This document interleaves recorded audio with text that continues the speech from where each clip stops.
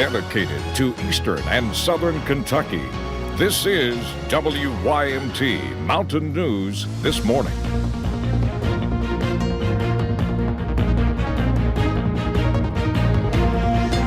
Good morning. It is 5:31 on this Thursday, June the 25th. I'm Will Puckett. Thank you for tuning in to Mountain News This Morning. Yesterday was a pretty nice day. This morning might start off a little soggy for many of you, but it sounds like we'll clear up as the day goes on, but also the temperatures will rise. Let's bring Brandon in this morning to give us a breakdown of just what we should expect. Brandon, good morning. Good morning, Will, and you're correct in all those ways. We're going to see improving conditions later today. Not right now, but later today. Still seeing some heavier bands of rain across parts of eastern Kentucky, basically Kentucky River through the Big Sandy, and a couple of spotty showers down to the south near I-75 this morning. Visibility rough in some areas, close to zero visibility. Logan, Ashland, and in Monticello. So just be careful if you're out and about this morning. You could run into some patchy, dense fog across the region. Temperatures in the 60s right now area-wide, from 61 to about 66. That's the range this morning. We take a look at our 12-hour planner. This will be gone before probably mid-morning. We'll still have some fog by then, but the clouds will gradually clear and it'll be a beautiful afternoon, but the dew points are going up, so that means it might be a little bit more humid, but temperatures stay fairly low for today. After today, not so much. I'll have the rest of the forecast in just a few minutes. Will? All righty, Brandon, thank you. Well, hundreds of people were back in Frankfort yesterday hoping to get help with their unemployment claims despite no in-person services being offered to walk-ups. Olivia Russell talked to those in the crowd yesterday who say they're frustrated by the system. Some waited for hours. Came up here at 5 o'clock in the morning, been sitting there for 4 hours. And drove from other cities. Probably about 60 minutes, about an hour. All for what seems to be nothing. The gas money that I used to come up here could have been a bill. The state said there would be no in-person services Wednesday morning. Instead, they set up a table where people wrote down their names and contact information. After being turned away in person, they're not optimistic. You can't even talk to anybody. Call a million numbers, nobody calls back, and if they do, it's a voicemail recording to tell you that they're going to call you back another time. Just a repeating cycle of brokenness.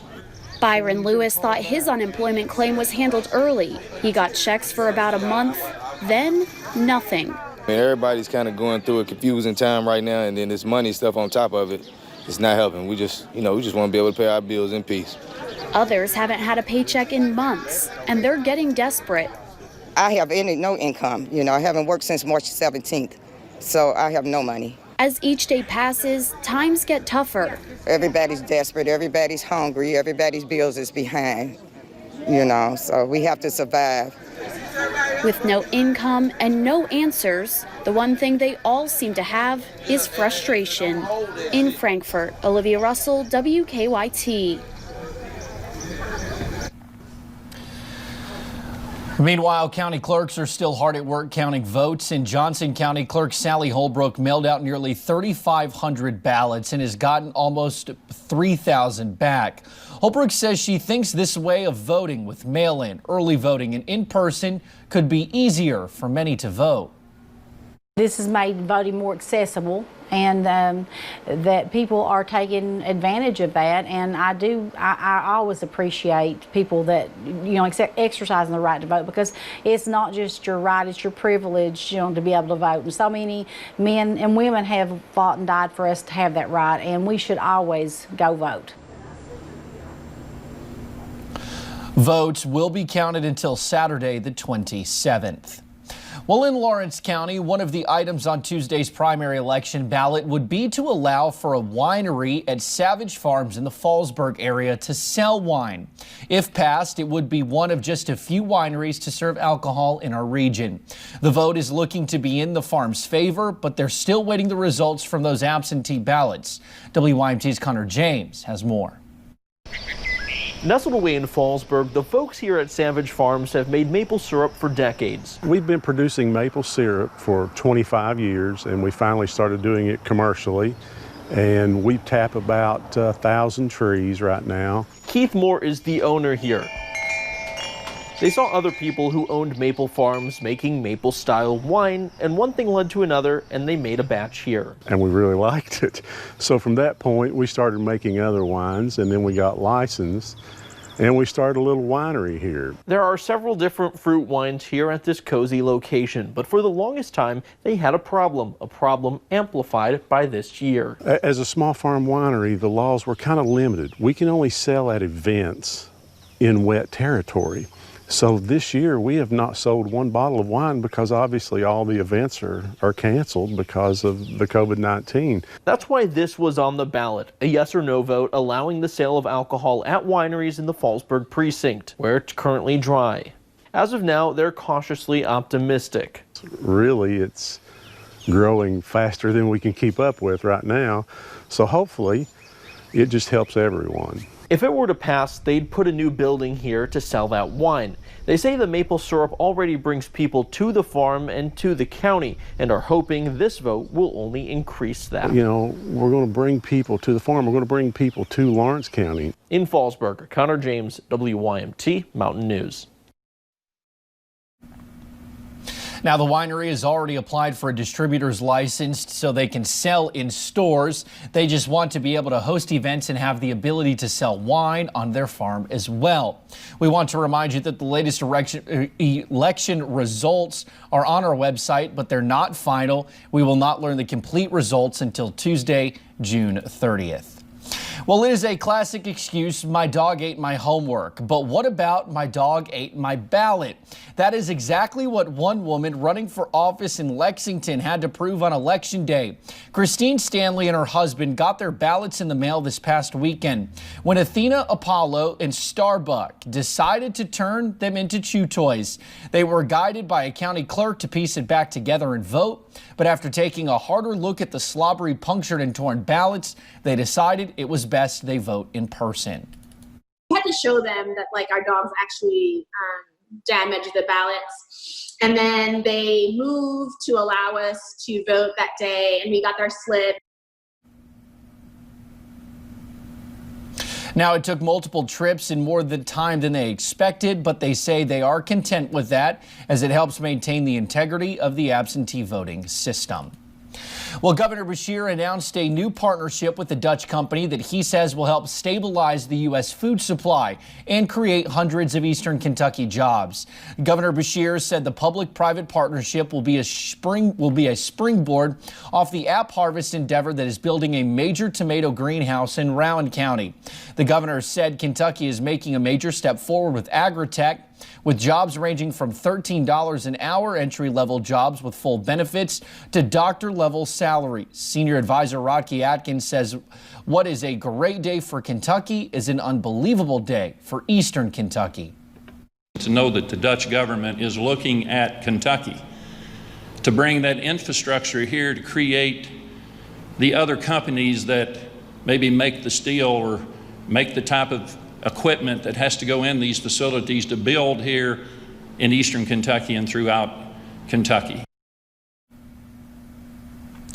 The App Harvest CEO says the reason why tomatoes are so important is that right now is that the eastern seaboard depends on Mexico for millions of pounds of tomatoes every year. Well, we have seen a lot of festivals and celebrations put on hold this year because of the coronavirus pandemic.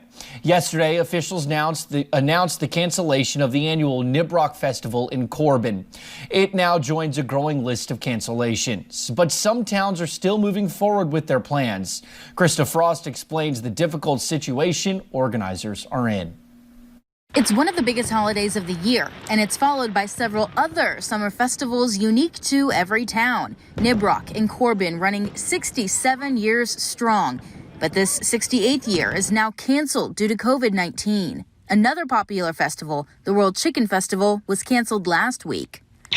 You know, we've played scenario 1, 2, 3, 4, up to 100 of what we could happen, and we just came back to the same point. Co-coordinator of the Chicken Festival, Kelly Burton, says consideration went far past her and her co-coordinator. So we met with health officials, safety officers, our local government. We talked to our state officials, and the consistent that came back was there was just no way that we could be able to offer the Chicken Festival to the safety capacity that we would want to. Festivals across the state and even country are doing the same. Small towns like Wilmore and Jessamine County are moving forward with strict social distancing guidelines for their parade. But Eubank and Pulaski County, the events will continue as normal. Yeah, it's at least that long, you know. Both small towns are continuing with 4th of July celebrations. Eubank Fire Chief Norman Rutherford says he's just not worried. And we have lots of room, so, you know, social distancing is not a problem. No one has to be close to each other if they don't want to. You know, they can wear masks if they want to. It's everyone's choice. It's no different than being in a restaurant or whatever. He's leaving it up to the people to decide what's best for them, but he's doing some to try to keep things clean. There will be hand sanitizers available for everybody to wash their hands with, so we do have hand sanitizer. And everything will be sanitized on a regular basis throughout the day. Keeping things going while trying to stop the spread. In Pulaski County, Krista Frost, WKYT. Now, the cancellation of the Chicken Festival has hit tourism in Laurel County hard. Tourism officials say they are hoping to have another festival or carnival in the late fall or next spring. Well, the Pikeville area YMCA is now back open with some temporary hours and one permanent expansion. The recently finished wellness center is giving community members a chance to beat the heat with the dip in its new pool. There is a temporary measure in place restricting access to 6 people at a time for 1-hour lap sessions. But the space will eventually be used for local swim teams and will welcome recreational swimming, something you have to travel to get right now.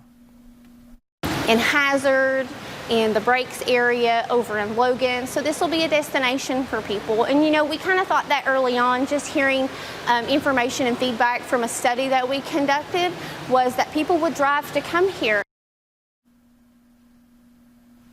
Fouts says lap swimming is currently being scheduled by appointment only. Well, just ahead on Mountain News this morning, Gone with the Wind is back on HBO Max after being taken down for 2 weeks, and it comes with a new message for viewers. Forecast this morning, a little bit on the soggy side, but things will improve quickly as we head deeper into the day. I'll track it out for you in about 3 minutes.